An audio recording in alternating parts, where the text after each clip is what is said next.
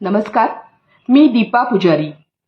रंगगंध कलासक्त न्यास या यूट्यूब चॅनेलवर तुम्हा सर्वांचं मनःपूर्वक स्वागत. कथा जागर या उपक्रमात आज आपण ऐकणार आहोत सुलेखा आराध्ये यांनी लिहिलेली कथा शहाणी सुगरण. ही कथा अनुभव मासिकाच्या चित्रावरून कथा लिहिण्याच्या अभिनव उपक्रमामध्ये प्रसिद्ध झालेली आहे. ऐकूया सुलेखा आराध्ये लिखित कथा शहाणी सुगरण. श्रुतीनं लाईट ऑफ केला, मोबाईल बंद केला आणि उशीवर डोकं टेकवलं. झोपेला तिनं साधावलं, पण झोप येणं अवघडच होतं. कशी येणार? मन शांत होतच कुठं? शेखरचा सकाळचा मेसेज तिला सारखा आठवत होता. राहून राहून तोच मेसेज. आपण आज भेटू शकतो काय? काय ठरवतेस ते कळव. मेसेज आठवून आत्ताही तिच्या रागाचा पारा तिच्याही नकळत चढला. भेटू शकतो का म्हणे, कळव म्हणे. काय कळवू? आधी तू कळव. हा जो मेसेज तू केलायस ना, तो तुझ्या ममाची परवानगी घेऊनच केलायस ना? तुला हे विचारायला कशाला हवं म्हणा? मला त्याची खात्रीच आहे. ममाला सांगितल्याशिवाय विचारल्याशिवाय तू एक गोष्ट नाही करू शकत. मला एक कळत नाही, तुझी ममा तुझ्या प्रत्येक गोष्टीत का लक्ष देते? का नाही तुला जराही मोकळं सोडत ती? विचार करून करून श्रुतीचं डोकं फुटायची वेळ आली. श्रुती आणि शेखर यांचं अलीकडंच लग्न फायनल झालं होतं. सहजीवन विवाह मंडळातून दोघांनी एकमेकांचा बायोडेटा वाचून भेटायचं ठरवलं. दिवस ठरवून दोघं भेटलेही. पहिली भेट जशी होते तशी झाली. एकमेकाशी जुजबी बोलणं, आवडीनिवडी जाणून घेणं यावर माफक चर्चा झाली. पण श्रुतीला त्यावेळी एक खटकलं की शेखरची आई शेखर बरोबर आली होती. श्रुतीला हे जरा ऑडच वाटलं. तिला त्या का आल्या हेच कळेना. घरी आल्यावर श्रुतीनं आईजवळ निषेध नोंदवलाच. असली कुठली पद्धत असं म्हणत ती फणफणतच होती. आईनं तिची समजूत घातली. तिला समजावत ज्योत्स्नाबाई म्हणाल्या होत्या, श्रुती, नको इतका विचार करू ग. एकुलता एक लेक, त्यानंही तुला बघावं, तुझ्याशी बोलावं असं वाटलं असेल ना? थोडी उत्सुकता, थोडी भीती, काळजी, नको काही मनात आणू. आई, मनात आणतच नाही ग मी. पण आम्ही पहिल्यांदा भेटणार होतो. लगेचच काही डिसिजन नव्हतो घेणार. इतकी कसली उत्सुकता, कसली काळजी? आणि माझी भीती? मी भीती वाटण्याजोगी वाटते तुला? अगं बाई, तुझी भीती नाही ग, पण मुलामुलींनी एकटं भेटणं याची भीती असेल. नाहीतर मग पूर्वापारच्या चहा पोहे सिस्टीमवर त्यांचा गाढ विश्वास असेल. त्यामुळं त्या हजर असतील. ज्योत्स्नाबाईंनी लेकीला समजावलं. त्यांनाही ते जरा खटकलंच होतं. पण प्रथमाग्रासे मक्षिका पातहा असं नको म्हणून त्यांनी याकडं पाहिलं होतं. शेखरचं स्थळ जेव्हा त्यांनी चूज केलं तेव्हा एकुलता एक मुलगा, उत्तम फायनान्शियल स्थिती, उत्तम शिक्षण, याबरोबरच फार पारंपरिक विचार नको, थोडे सुधारणावादी असावेत, देवधर्माचंही फार नको, अशा सर्व अपेक्षित फॉर्म्युल्यात बसणारं स्थळ म्हणून सगळेच खुश होते. त्यामुळंच श्रुती शेखरला भेटायला उत्सुक होती. पण जेव्हा ती घरी आली ती नाराज होऊनच. त्यानंतर 2-3दा ती शेखरला भेटली. एकदा त्याची ममा होतीच त्यांच्याबरोबर. एकदा ते दोघंच भेटले. शेखरच्या ममा नव्हत्या, त्यामुळं श्रुती पण खुश होती. मात्र दोघं थोडं बोलतायत तोवर शेखरला ममाचा फोन आला आणि ते घाईघाईत घरी परतले. तिला खरं तर खूप राग आला, पण तरी तिनं दुर्लक्ष केलं. कारण तिलाही शेखरचं स्थळ बरं वाटलं होतं. मग घरचेही भेटले, पसंती झाली आणि जुजबी बोलणी करून लग्नाचा निर्णय झाला. त्यानंतर एकमेकाकडे जाणं, एकमेकाबरोबर फिरणं हे सुरू झालं. एकमेकांना जाणून घेणं सुरू झालं. श्रुतीला प्रत्येक भेटीत एक गोष्ट प्रकर्षानं लक्षात आली की शेखर करिअरमध्ये इतका छान आहे, पण जरा जास्तच आईवेड आहे. आईचा जरा जास्त लाडोबा आहे. तिला थोडं खटकतही होतं, पण इतर कुठल्या गोष्टीत कॉम्प्रोमाइज करण्यापेक्षा याकडं थोडं दुर्लक्ष करणं बरं असं तिनं ठरवलं. बघू, लग्नानंतर येईल ट्रॅकवर, आपण आणू त्याला बरोबर वळणावर, असा तिचा विचार होता. तिच्या आईबाबांनाही असंच वाटत होतं. त्यामुळं श्रुती खुशीत होती. रोज जरी भेटत नसले तरी अधूनमधून भेटत होते. भावी जीवनाविषयी बोलत होते. अर्थात शेखर आईचीच मतं बोलत होता हे पण श्रुतीनं मार्क केलं होतं. ती वैतागती होती. त्यातच मधून मधून त्याची ममाही बरोबर असायचीच. आज काय घरात फार बोर झालं तर कधी इकडे एका ठिकाणी जायचंच होतं, मग आले शेखर बरोबर. चालेल ना तुला, या त्यांच्या बोलण्यावर ती गप्प बसे, पण मनातून धुसफुसत असे. शेखरला मात्र काहीच फरक पडत नसे.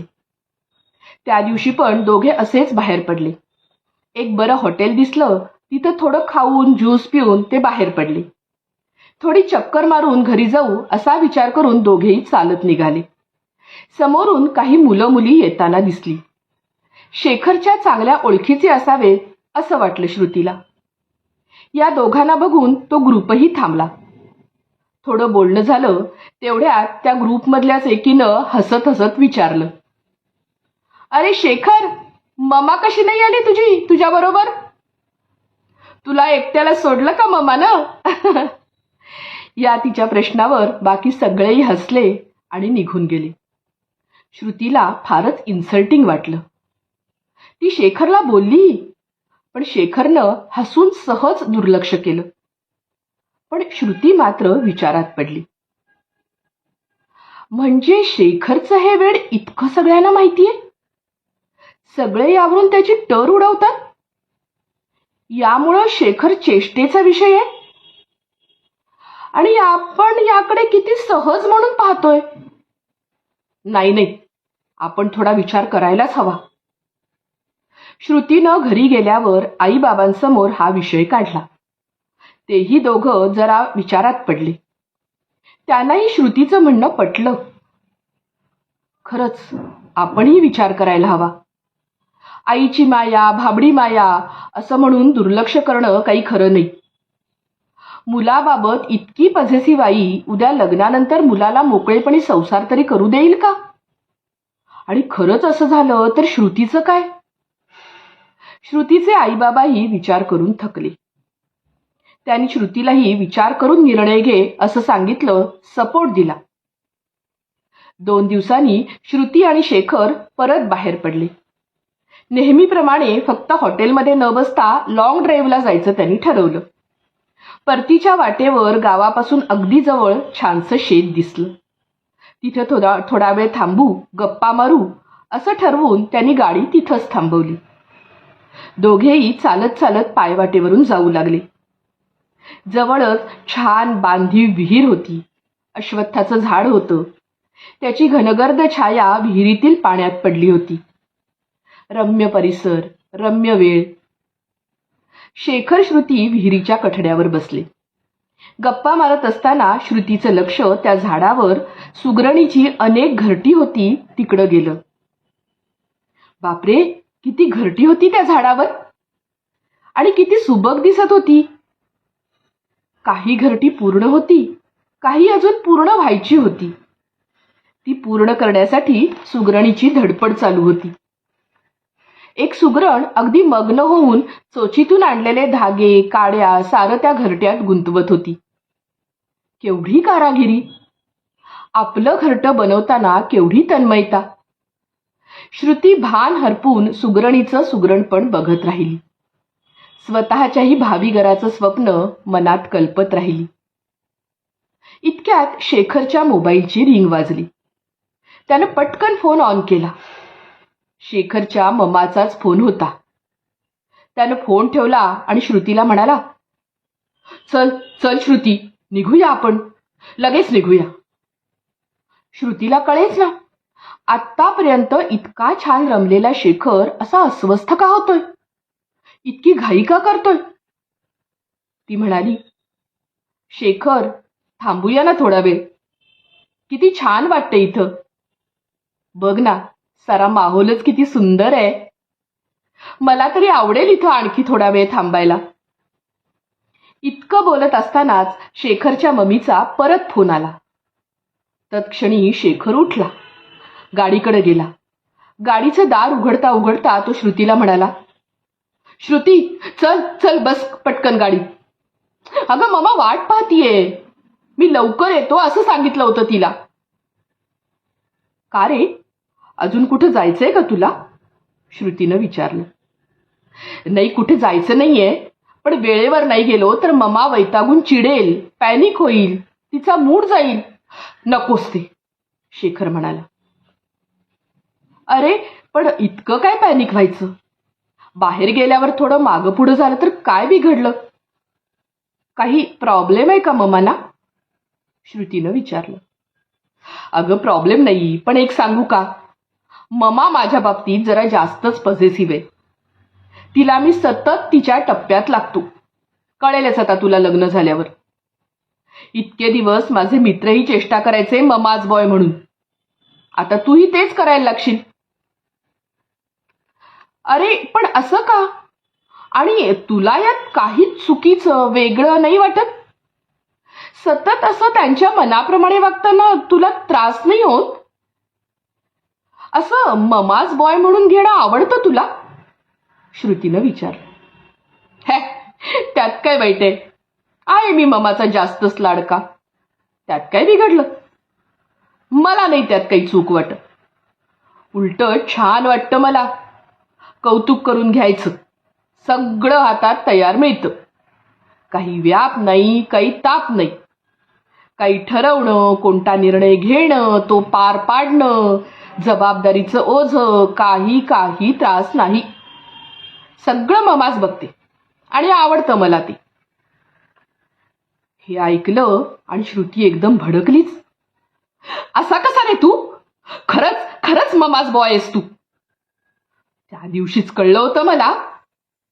पण मला मान्य नाही तुझं आणि तुझ्या ममाचं हे वागणं. किती पुळचट विचार आहेत रे तुझे. अरे तू आत्ताच्या काळातला इंडिपेंडंट मुलगा बिलकुल नाहीयेस. सारखं ममा ममा, लहान कुकुलं बाळ आहेस का तू? आणि हेच आवडतं असं म्हणतोस? मला हे मुळीच मान्य नाही, आवडत नाही आणि आवडणारही नाही. बोलता बोलता श्रुतीच्या डोळ्यात पाणी आलं. ती झटकन गाडीतून खाली उतरली आणि समोरून येणाऱ्या रिक्षात बसून तडक घरी आली. सकाळी उठल्यावर तिनं आदल्या दिवशी जे घडलं ते सारं आईबाबांना सांगितलं. शेखरचं मत, त्याचं बोलणं सांगितलं आणि हेही सांगितलं की माझा निर्णय ठरलाय. हे पुढं चालू ठेवण्यात अर्थ नाही. या नात्याचं भवितव्य मला काही चांगलं दिसत नाही. दुसऱ्या दिवशी ती ऑफिसमध्ये असताना शेखरचा भेटूया का असं विचारणारा मेसेज आला. पण श्रुतीचा निर्णय झालाच होता. नाही, आता परत याचा विचार नाही करायचा. या बनू पाहत असलेल्या नात्याला इथंच पूर्णविराम द्यायचा. इतकी पॉझिटिव्ह आई मुलाला मोकळं जगूच देणार नाही.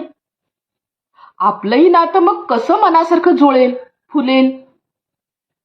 नकोच ते. आत्ताच यातून बाहेर पडलेलं बरं.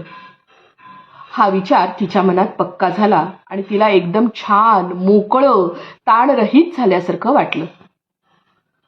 विचार करत असताना त्या दिवशी त्या शेतात अश्वत्थावर बघितलेली अनेक सुगरणीची घरटी तिच्या डोळ्यासमोर आली. त्यातली काही घरटी अपूर्णच दिसत होती. म्हणजे काही अपुरी विणलेली, अर्धवटच होती काही. ते आठवल्यावर तिच्या मनात आलं, काही घरटी अशीच असतात का?